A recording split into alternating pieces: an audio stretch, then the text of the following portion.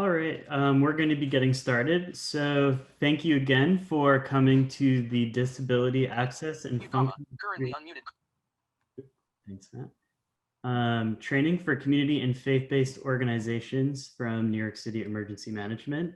This is a part of our National Preparedness Month series of webinars. Just a few notes before we get started. We will be recording this session and sending out a recording to you this week about afterwards, including all of the resources that we share. If you have any technical difficulties or questions, please put them in the chat and we'll be sure to answer them. We are expecting to have a smaller crowd in this training than we will have tomorrow, and so we encourage you all to participate as much as possible. My name is Sam Lawson. I'm a community engagement coordinator here at New York City Emergency Management, and I'll be one of your hosts today. And I'll let Matt introduce himself. Hi, my name is Matthew Pavogel. I'm an individual preparedness specialist at New York City Emergency Management. Great. So we'll be presenting, and if you have any technical difficulties, Mariah Washington and Kevin Leung are also available in the chat to help you with any technical issues. So our agenda for this training is we will first just provide an introduction to what we'll be talking about today. We'll talk about how to develop an inclusive network. Disability etiquette. Etiquette means how to respectfully talk to somebody or how to respectfully act around somebody. Inclusive community actions, so things that your organization can do to become more accessible. And community preparedness resources. So we want to provide you with tools that you can use to take practical steps to being more inclusive of people with disabilities.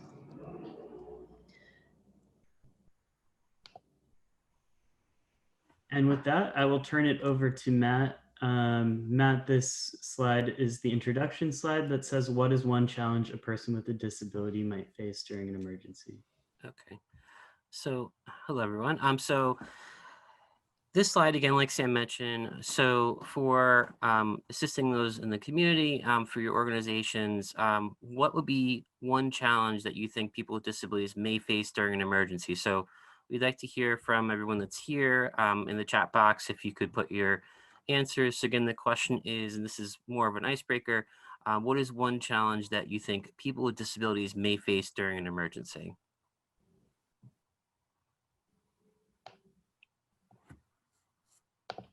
So Frank said exiting from a fire. We have communications.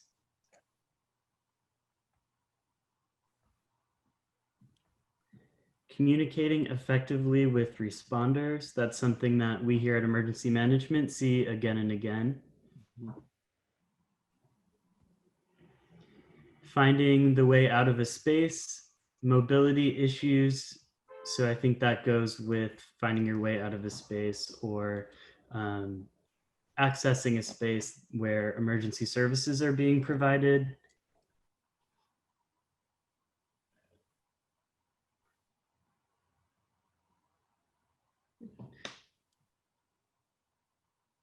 And finally, Frank asked, what happens if I'm deaf? And so, oh, you want to go, Sam? no, you can go, Matt.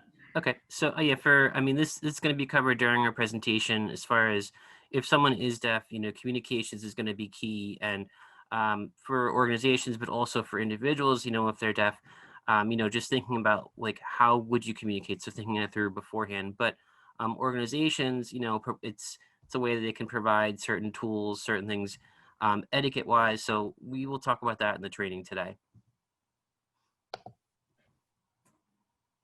Great. So the next slide, Matt, is training objectives. That's your slide, Sam. Oh, thanks. So the objectives of this training, sorry about that.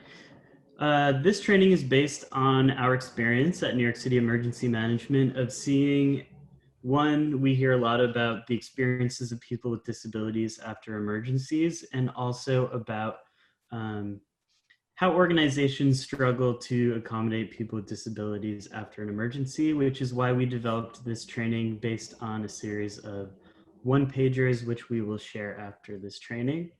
What we want to do is highlight the importance of including deaf in organizations and considerations in planning and response.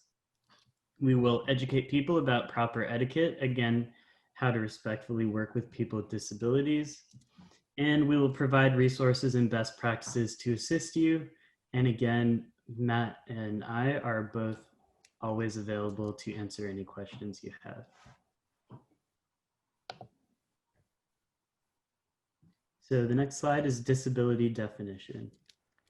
So for this training, like Sam mentioned, you're going to be in the community working with individuals most likely with a disability, because people with disabilities, which in the next slide will show, it's be becoming more prevalent that you're going to be coming into contact with someone that has a disability. So for the definition of a disability, as far as according to New York City law, a disability is a physical, medical, mental, or psychological impairment where there's a history or record of that impairment.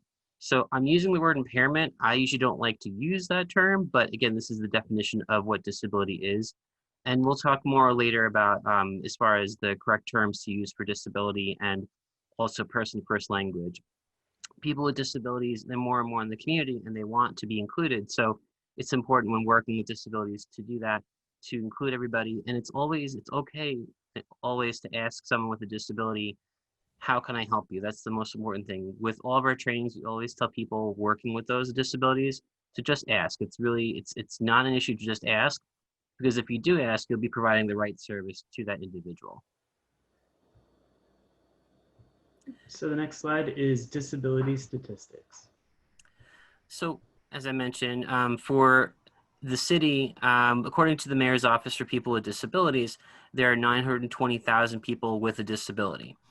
The city is a very large city, and that's a large number of people with disabilities, but that number actually doesn't include people with temporary disabilities, people who are tourists that visit the city. So that number can actually be a lot larger. That number is a little bit on the low end, but again, still it's a large number of the city.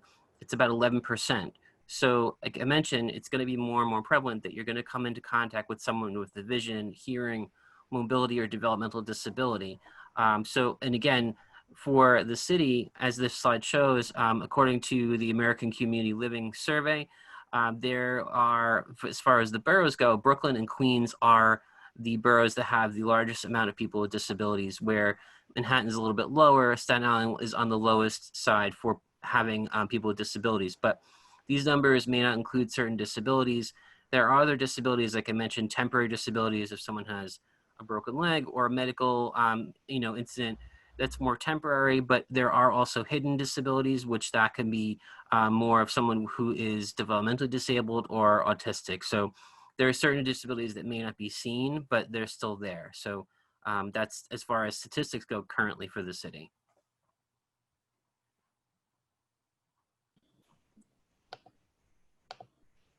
And so the second section after the introduction that we'll be talking about is developing inclusive networks. So we wanted to start with some background basically about how to include people with disabilities. And a great way to do this is to be connected to other organizations in your area.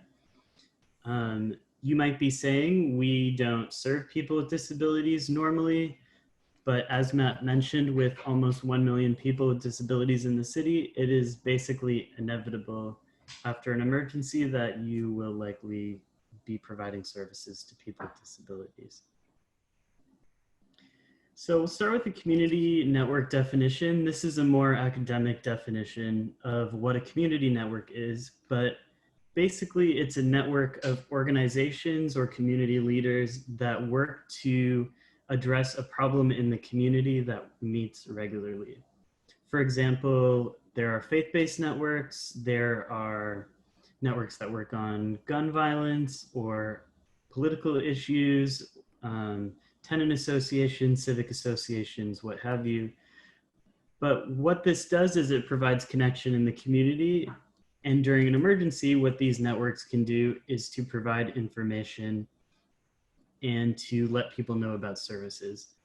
There are a lot of community networks in New York City that focus on emergency preparedness and response. we're including it in this training because as a disability organization, this is a resource for you. And if you're not a disability organization, networking with organizations that do serve people with disabilities can be really advantageous. So why is it important to include organizations that serve people with disabilities in your network? First of all, a network should represent the whole community. So a lot of the time community networks, let's say, especially maybe your organization doesn't have a strong connection with a certain immigrant group in your neighborhood or with the disability community.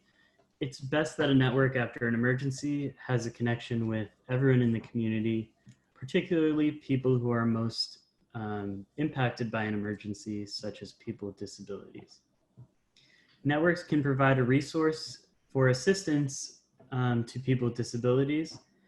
I'll provide an example of this from this year in Staten Island. I know we have some folks from Staten Island on the training today. The Staten Island community organizations active in disasters during COVID-19 was able to provide um, services and to help get the message out that certain disability organizations in Staten Island were struggling to basically provide PPE and to get supplies during COVID-19 during the early months of the pandemic. And so this is the kind of thing that networking with other organizations can help you do. Finally, people with disabilities are an amazing resource in the community, and we suggest connecting with people with disabilities and the organizations that serve them because providing a seat at the table in emergency planning for people with disabilities is the best way to make your plans inclusive. Um, we say just ask if you need to help a person with a disability, but it's also great to include them when you are asking the questions about what should go in our emergency plan and what should we be doing to plan for the next disruption, basically. So section 3 is disability etiquette. Thank you, Sam. So for this section, we're going to talk about etiquette, and that essentially, like Sam mentioned, how to work with people with disabilities properly. Like I may have mentioned before, people with disabilities want to be included in all facets of the society. So our plans are inclusive, and as far as working with people with disabilities, it's important to include them in everything that you do as far as an organization. So again, like Sam mentioned, if there are certain things that should be included in a plan, it's good to reach out to other organizations and connect with them to see what they're doing, how you should be providing services, and how you should include them. People with disabilities want to be included in all areas of the society. Myself, I have a vision disability, and for me, I want to be included in all areas of the society, and I am. I work. I was going to school at one point. You know, as far as doing a lot of things in the community. So it's important to remember that, and also when you're working with people with disabilities, to work with them appropriately, because if you do not, then you will lose the rapport of them. They will not want to either work with you, or they may have many issues. So it's important to, like Sam and I mentioned, to just ask, with individuals, but also to include them at the table when making certain decisions. And the next slide is acceptable terms. So when working with people who have disabilities, it's really important, like I mentioned, gaining that rapport, working with them, using the appropriate language. For people with disabilities, there are certain terms that you can use, and there are certain terms that you really do not want to use. You want to shy away from using certain terms like handicapped, retarded, crippled, deaf and dumb, even words such as challenged, special needs, all these terms we don't use as an agency. When I first started working in emergency management, we used special needs, and we've changed since that. So it's important not to use those terms, to steer away from them. Use, if you're going to use for people with disabilities, disabled. If you have other terms such as accessible. So if you have certain locations, you're not going to say handicap accessible. You're just going to use accessible. When I started working for the Mayor's Office for Disabilities before emergency management, I like to use the word handicap parking. that's not acceptable anymore. It's just accessible parking. So that's kind of one example of using a term correctly. So using accessible, not handicap. And then also, if you're going to be working with people who have disabilities, it's important to use person first language. And an example of that is a person with a hearing disability, person with a mobility disability. So it's using the person and then with whatever disability they have. The reason being is that the person is the person. Yes, their disability is a part of them, but it's not the main focus. Again, people with disabilities are in the community. They're, involved with many different areas of the community. So that's important to remember that, yes, they're a person, but, they do have a disability. So focus on the person. Don't say a blind individual or blind person. Say person who's blind, person with a vision disability. So those are some key examples when working with individuals in the community. And the next is people with developmental disabilities. So these upcoming slides are going to talk about tips working with people who have disabilities. This slide is about developmental disabilities. So if you're working in the community with people who have developmental disabilities, it's really important to speak to the person and not their caregiver. It's also really important not to speak in the third person because the person's there. That's really important to speak to the individual, speak to them like any other individual. Other things you don't want to do and steer away from would be, speaking down to the person, interrupting them. So these are things you don't want to do if you're working with someone who has a developmental disability. And, those are things that, that can, help as far as during an emergency. You don't want to, speak down to them, use a sharp tone. So those are some of the key areas that you want to focus on for working with developmental disabilities. And people with hearing disabilities, this slide has an image of a communication board and the ASL symbol and a hearing loop.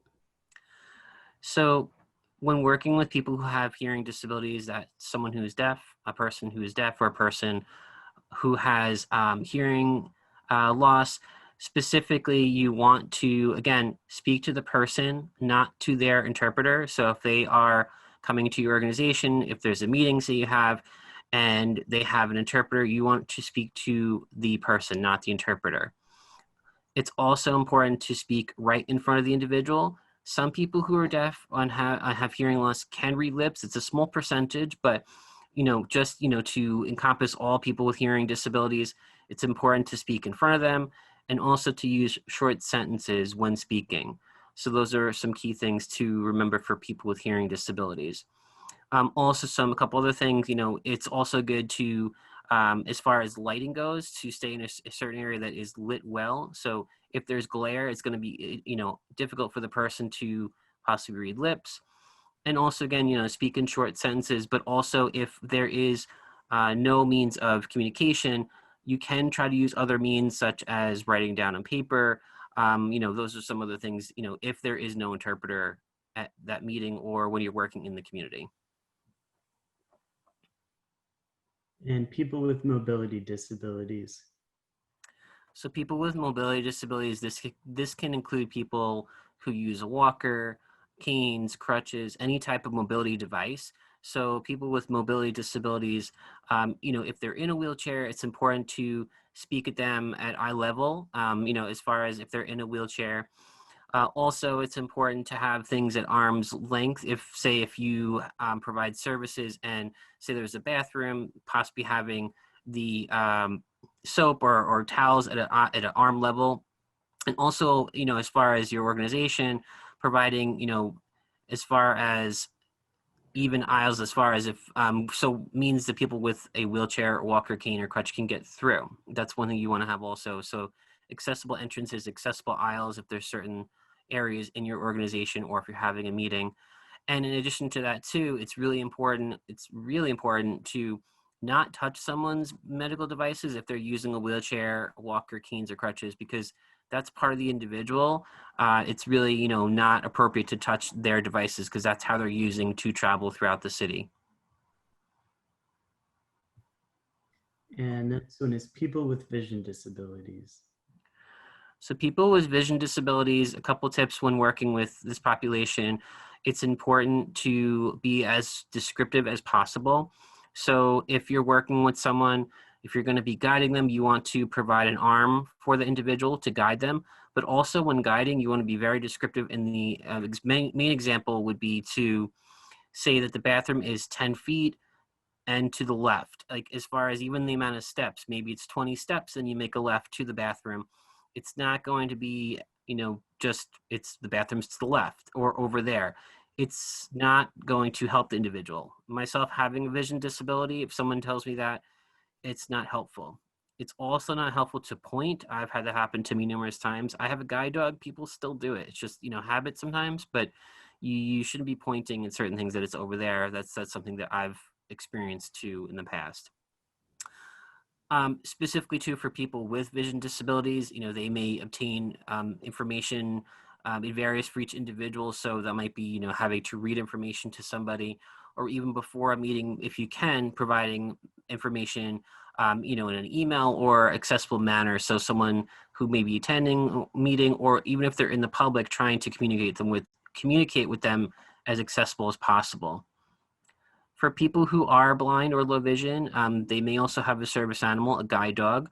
So in instance of that, it's really important, again, as I mentioned, providing descriptions as, detailed as possible, but also if you're going to offer an arm, that's one thing you would be helpful.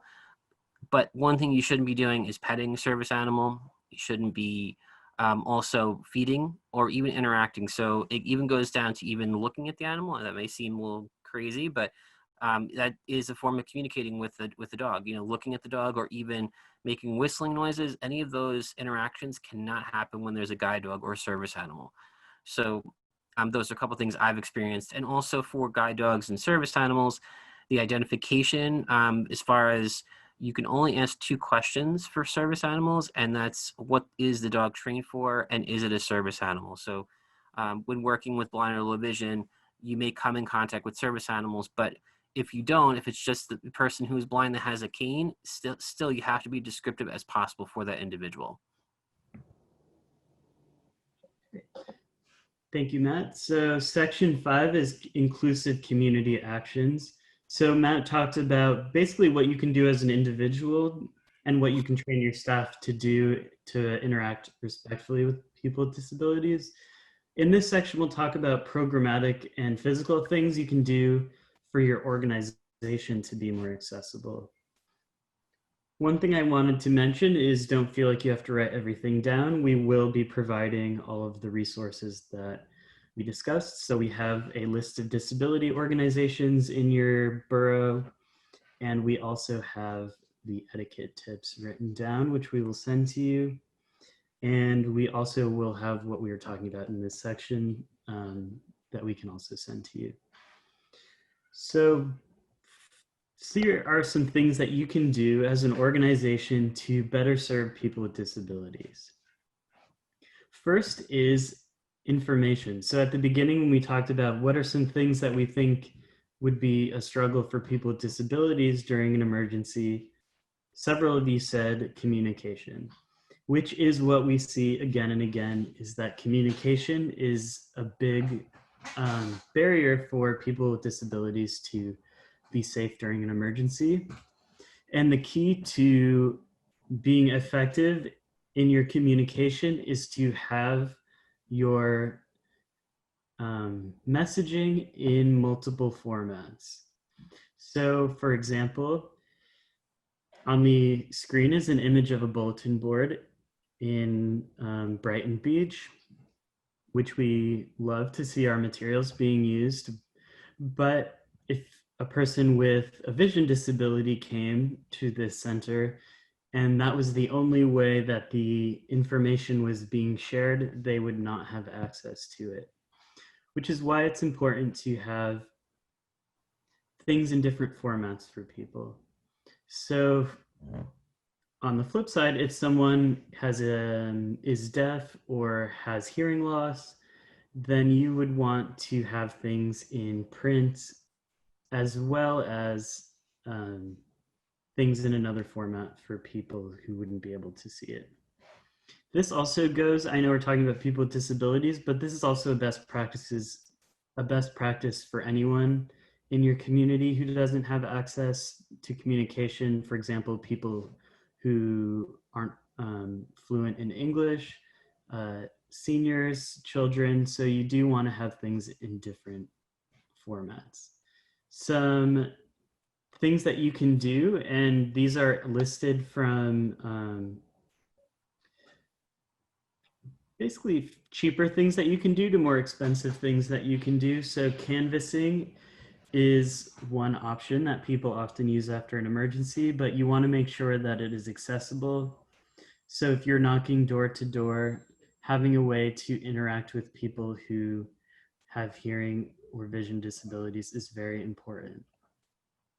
Flyers, again, having them in either a digital format or reading them out loud to people is very important. Message boards, we talked about that a little bit earlier, but a message board is basically a board with common phrases or common, it can be pictures, basically anything that shows that people can point to either images or common phrases or things that they would need essentially, so that instead of having to communicate verbally, people can just point to things. Volunteer readers, your organization might not have the means to do ASL, to afford an ASL translator. Something you can do is read things out loud to people or have volunteer translators. Sorry about that. Materials in accessible formats. So you want to have your materials in accessible formats. What that means is having them as a digital copy is usually a great way to do it. So people with people who are deaf or people who have hearing loss, ways that they can read it, and people who have vision disabilities to have ways that they can play it out loud, usually with a computer program. And accommodations for people who are deaf or have hearing loss. Again, you can have ASL interpreters, or there are certain apps you can use. Technology can be a big help in this arena, but for a low-cost solution, volunteers are a great way to provide communication. The next thing that we want to mention, and Matt really did a good job of talking about this, but you want to make sure that your physical space is accessible. So a big barrier that we see again and again is that many of our older buildings in New York City are not ADA accessible. What this means is someone using a wheelchair, for example, would not be able to access the space. We will provide a checklist of how you can make sure that your spaces are accessible. But what we recommend is that ahead of time, so ahead of any emergency, you make sure that the spaces you're planning to use are accessible ahead of time. So for example, if you're planning, if something ever happened in this neighborhood, we would use the community center down the street to help people. You want to go through the space and make sure that there are no basically stairs that people have to go up, that there is signage about where everything is located, that there are no protruding objects so people with vision disabilities do not walk into things. And basically you just run through the steps to make sure that wherever you're providing your services is accessible. Again, the best practice is to do this ahead of time. Something else we often do is print out signs so that basically it's easy for what we call wayfinding, which is just for people to find their way through a center. These are all best practices, and we will provide a resource so that you can feel confident making sure your space is accessible. The last one, which Matt also did a good job of talking about, was service animals. So it's really important to know that wherever someone with a service animal can go, their service animal can also go. So anywhere in New York City, people can bring their service animal with them. So if you are providing services, you cannot turn people away with a service animal. you are, as Matt mentioned, you're only allowed to ask 2 questions. So, is this a service animal? And if they say yes, you cannot ask for any documentation to prove it. People do not need to prove that it is a service animal. And you can ask about what the animal is trained to do. So, um, those are the 2 things you can ask about, but you shouldn't be asking for paperwork or anything like that. That's a violation of New York City law. Matt, do you have anything to add about that before we move on? No, you did a good job. As far as for the main issue I always have in public is people ask for documentation, and that's something that you cannot do. Just to reiterate what Sam said, Americans with Disabilities Act, refrains organizations and people from asking for documentation, and people can only ask those 2 questions. The only time that you can actually separate a guide dog or service animal from their handler is if the dog is growling or causing a commotion. If they're growling or biting people, that's the only time you can actually remove a guide dog or service animal. But if the dog, they're trained to behave well in public. That's what they go through training. The training is about $50,000, for each service animal. So they go through extensive training. So most of the time you'll know if they're a service animal, even if you're unsure. And if the person says it is, then you have to go by what they're telling you, because guide dogs and service animals specifically, can be trained for other types of tasks. There are hearing assistance dogs, there's mobility assistance dogs, there's service animals for balance, for seizures, for many different types of disabilities. So it's important, if the person says that it is a service animal, you really have to go by what they're saying, and especially if the dog's behaving. That's in addition to IDs also. Do not ask for an ID. That's one thing I would definitely stress, and that's something I always come in contact with. We're going to take questions at the end, but Sherry did have 2 pertinent questions to this topic before we move on, which are, what are the accessible responses to the training question? And for these purposes, what is the difference between a service animal and a comfort or support animal, if any? So usually a service. So Sam, what was the first question again? I got the second one. What was the first one? So to the question of, so when you ask someone, what is this dog trained to do? What are acceptable responses to that question? And how do you um, basically interact with people around that question?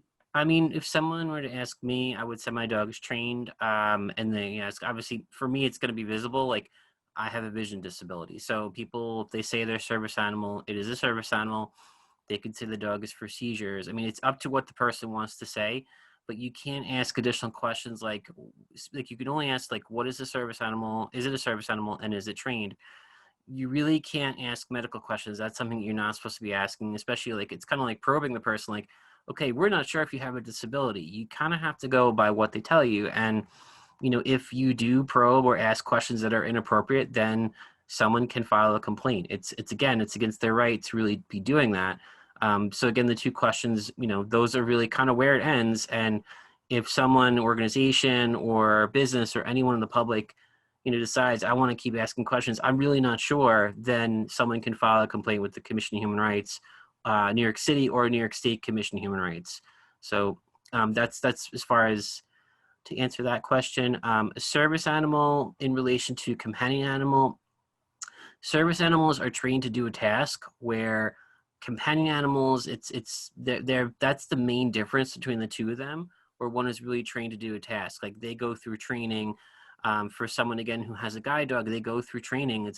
Some schools are different. Some schools are 2 weeks, some are a month, but the dog goes through training with that individual. The person is matched with that dog. It's a whole process where, emotional support animals or companions, the dog may be there just to provide support, and that's completely fine. But the main difference is that, a service animal is going to go through extensive training, specifically to do a task, like to be able to guide someone around obstacles, to be able to help someone pick up certain things if they're in a wheelchair.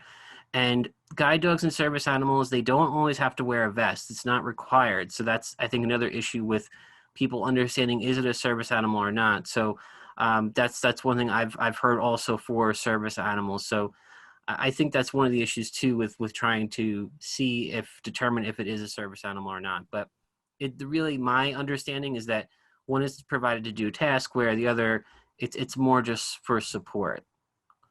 Mhm. Thanks, Matt. And also, it's good to note that under the ADA, it is dogs and technically small horses are service animals. So if someone has a cat or a bird, technically it wouldn't be a service animal. But Yeah. um, I think the best thing to note is it's not good to be in the business of probing people or asking inappropriate questions. Yeah, and again, like Sam mentioned, it's going to be it's a service animal. It's a dog, or as crazy as it sounds, a miniature horse. Those are the two types of animals. Before 2010, there was a larger, as far as group of animals, people had service monkeys, service snakes, and there was a real crackdown because on that, because people, I think there were certain issues going on, so they now, it's just a service animal is a dog or a miniature horse. I see more questions, and I'm really thankful for all of your participation. In the interest of time, we're going to return to all of your questions at the end of the session so we can make sure to get to everything. Um, so the next part is the scenario. So what we wanted to do was basically solidify this information that we just went through. Um, so I'm going to read a scenario out loud, and then we are going to put some questions out. So please write in the chat basically what you would do in these situations to make your services accessible. So here is the scenario. It is October 16th, 2020, and Hurricane Dennis, technically it would be like Hurricane Theta at this point, a Category 3 storm made landfall 2 days ago. Many people are without water and food, and people affected by the storm are looking for housing assistance. Throughout the city, organizations have opened their doors to assist those in the community. So during this coastal storm, the areas hardest hit were Brooklyn, Staten Island, and Lower Manhattan. In Brooklyn and Staten Island, there was a large population of people with disabilities and others with access and functional needs affected by the hurricane.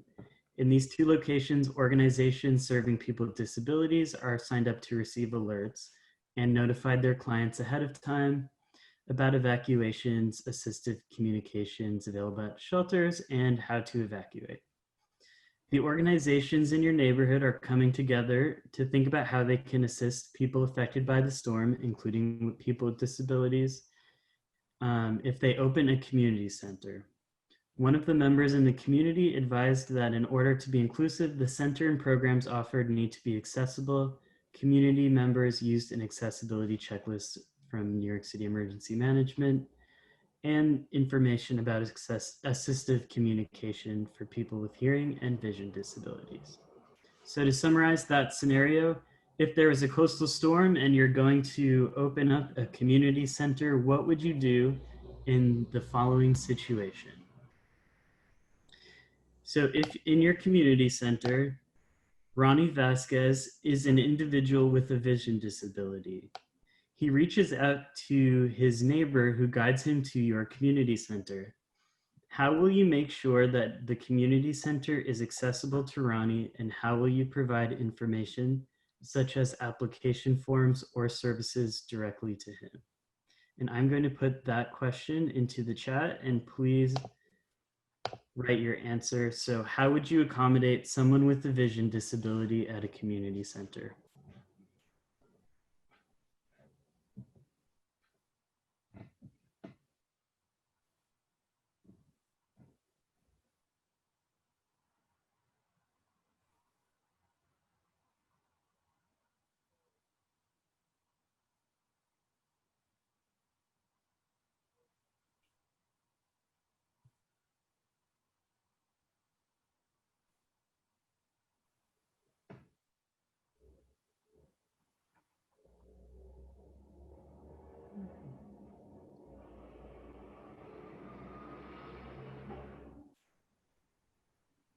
So our first response is assure that someone is a buddy to guide him around stairs and obstacles if Ronnie does not have a service dog. Make sure the space is ADA compliant, no stray hazards, ask how they need help. it would be beneficial to read out all of the application forms to him.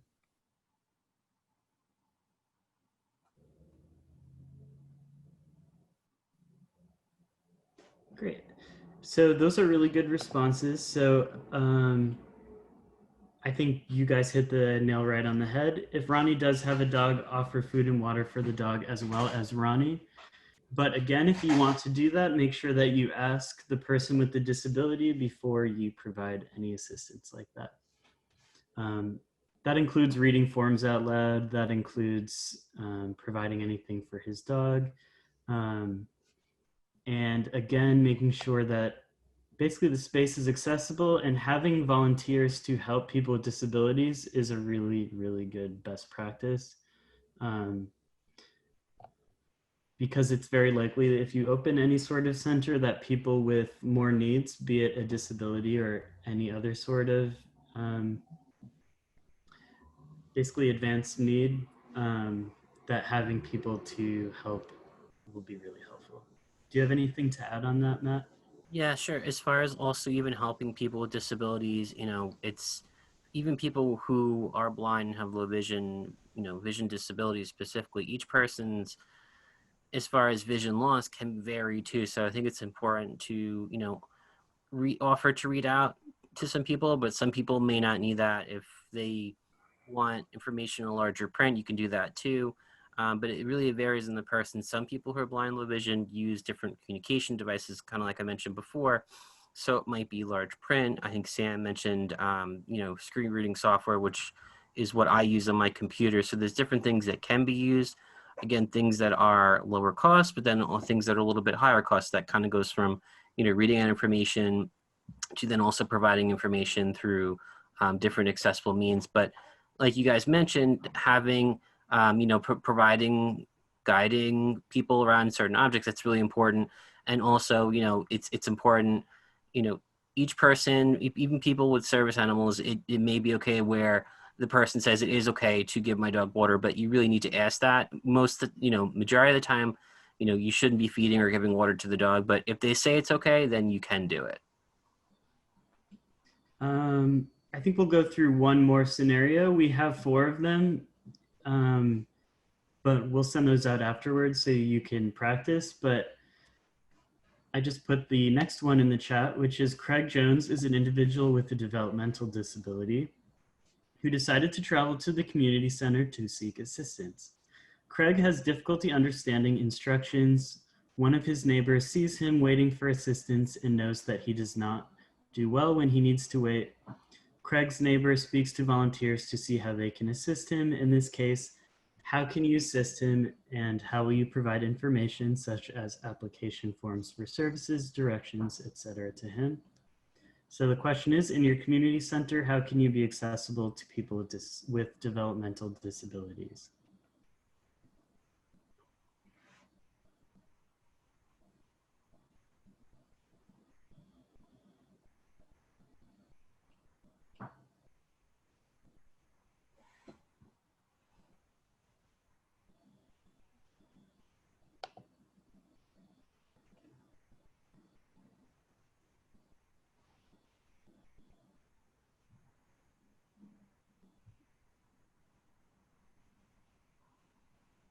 So we have acknowledge and thank Craig for his patience, and person first, as in use person first language, and ask him what he needs.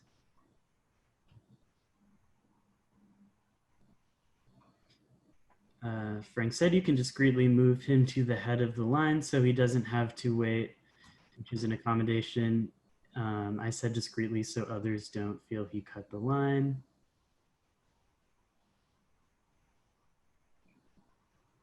I think we'll take one more response and then we'll move on.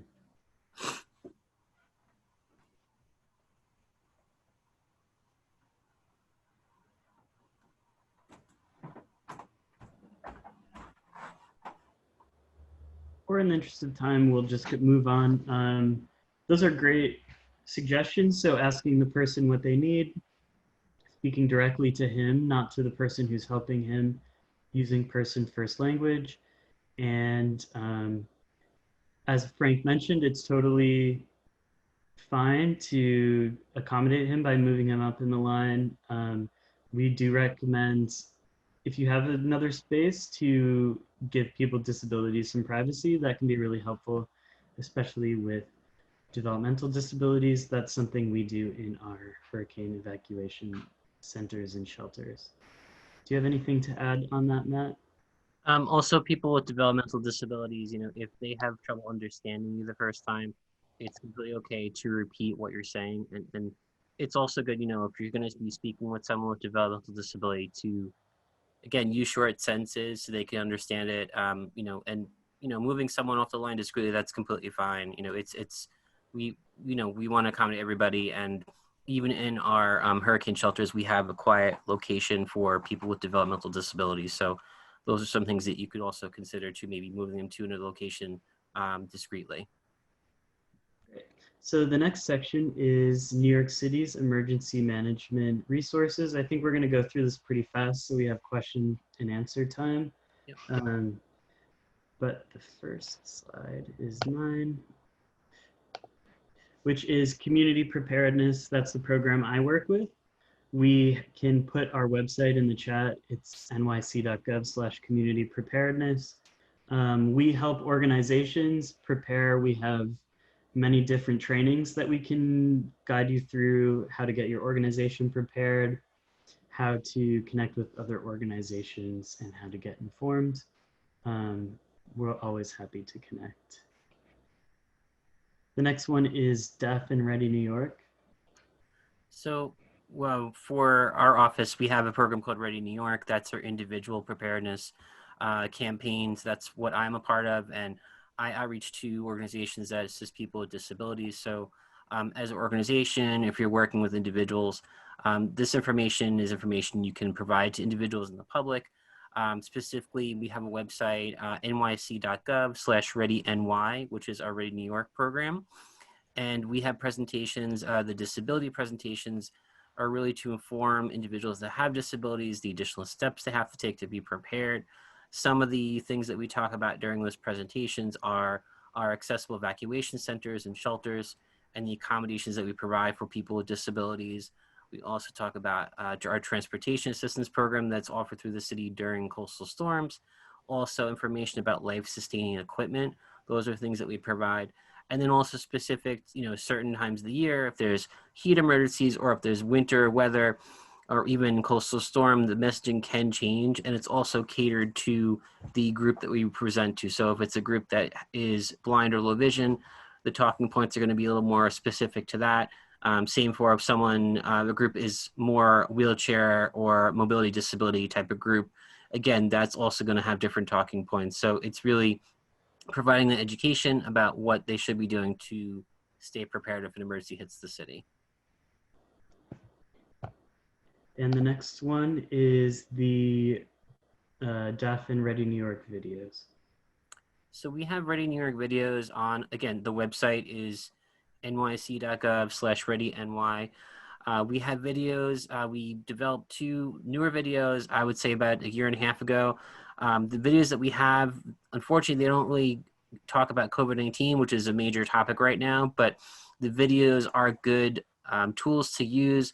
One video talks about a person who has a service animal and they are going through a fire as where in their workplace.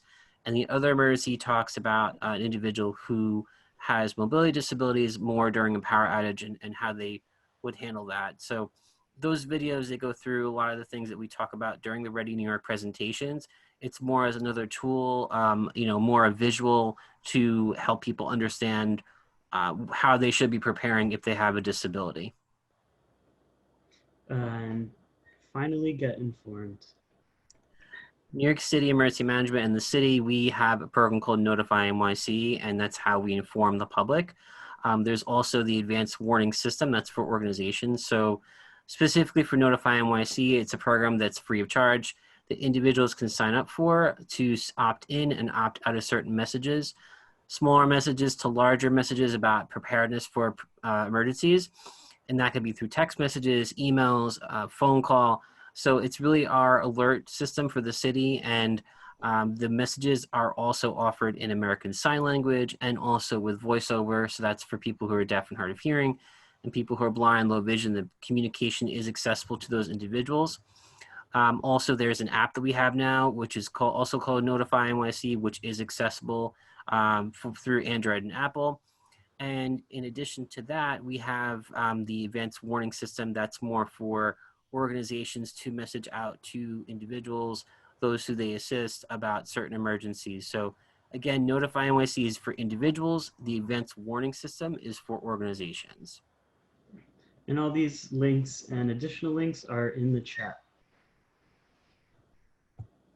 So we want to get to questions, but finally, these are all the resources that we will be sending out to you after this training, which basically goes through everything we talked about during this PowerPoint. So those are our contact information. So if you do have to hop off during the question and answer, you can reach out to either Matt or I individually. And with that, I think we will go through some of the questions and answers. So if you have anything to ask, please put it into the chat.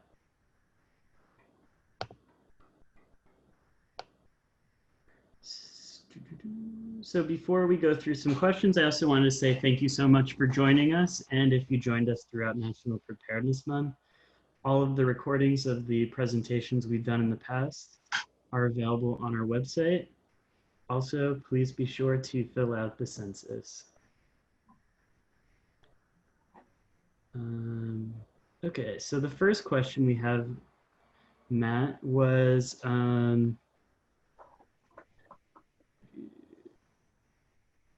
if one has to be evacuated during COVID-19 with your service animal, what agency is responsible for that? Agency. It's a good question. As far as, again, for service animals, individually, the person has to have a plan, but again, organizationally, maybe speaking with that individual, if they have a service animal, what they're going to do. For COVID, again, it's taking all the right precautions, obviously, but for evacuating, it's really important for the individual to have a plan, but also the organization to, if you're working with people with disabilities, speaking to the individual and understanding what's the plan going to be and essentially working with that person. But evacuating, it's going to be their responsibility, but I would also say the organization to have a plan, like how are we going to get this person out as quickly as possible if they have a service animal, because it's really important if someone has a service animal to practice evacuation, like how are they going to get out? So that's really the person, but whatever organization that they're working with, really kind of communicating that back and forth, like how am I going to specifically evacuate? Is there a certain agency? I'm not sure if I could really say that, but it's really, again, whatever organization you are, speaking with those individuals and really working at a plan, having that clear communication, like what are we going to do if you need to evacuate? And again, it's the person having the certain supplies, like a go bag and their evacuation, but also, the organization and agency working with that person to see, like, if there are certain exits, how are we going to get out? Is there a way that person's going to have a buddy? Maybe that person can get, a sighted guide out quickly, because sometimes service animals, they may not react so well to emergencies. So that's why it's always good to have a support system in addition to that. Sherry mentioned I was in a situation where someone said their animal was a service dog, but then they invited people to pet it and interact with it, ... Even people at emergency management and other agencies, they always want to interact with my guide dogs, and I always say no. It's tough because they're cute and friendly, and again, it's up to that individual. If they want that to happen, I usually say no. Sometimes I'll let people pet my service animal, but it's usually a no. So yeah, it can definitely happen. Service animals are trained not to interact with the public. They're supposed to not really interact, to pet it, being pet and whatnot. But again, in the end, they're a service animal. They're a pet. They are a dog. When they're not working, they are pets. My guide dog is a pet when he's not working in public. So they're trained to have that distinction. But again, it's the person really allowing that. Would I allow that? Most likely no. And most people that have service animals are not. So I understand where you're coming from. It's a little tough to distinguish sometimes if it's a service animal, but you do have to kind of follow what they're saying. I personally wouldn't let someone pet my service animal, but that's, a different experience for each individual. Thank you, Matt. Frank asked a great question. If I am disabled, a better way to say that would be if I have a disability, how are things the same or harder if I don't speak English? So can you talk a little bit, Matt, about how disabilities and not speaking English might interact? I think it kind of boils down to communication. If someone is blind and they don't speak English, it's the communication. I mean, there are certain things that can be provided.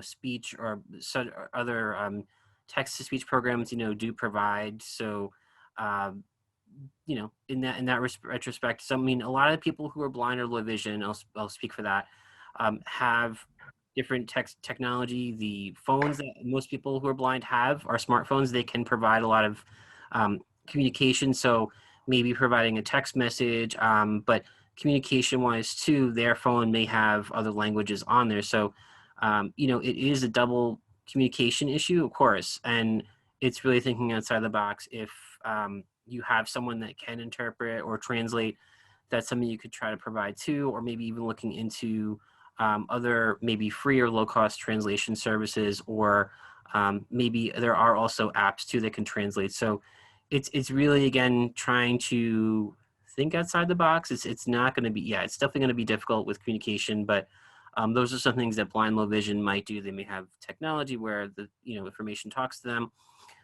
If you have someone that can translate, maybe writing it down on paper or verbally, those are some things you could try also. Yeah, and I'd recommend networking and using your community network is the best way often. If you don't have to go it alone, if you're having trouble interacting with someone, that's why it's good to have that organization maybe that works with that um, immigrant community, for example, and can provide assistance. But definitely always ask for help if possible. Frank has another great question. In coastal storm preparedness, I remember that there were 3 tiers of evacuation: can get to the curb, accessoride; can get out of the house, FDNY; need medical destination, FDNY. I remember there were 3 tiers, but my memory is fuzzy and I can't find the original source. What are the 3 tiers? So this is a question about the homebound evacuation operation. So those tiers are called transportation assistance level questions. So usually those questions will be asked by the 311 representative. So if someone calls 311 during coastal storm, if they're in a coastal storm evacuation zone, they can call 311, and the representative will ask the questions that you actually brought up. Those are the questions they're going to ask, like, can someone get to the curb? Can they get out of their apartment? They're going to ask specific questions like that.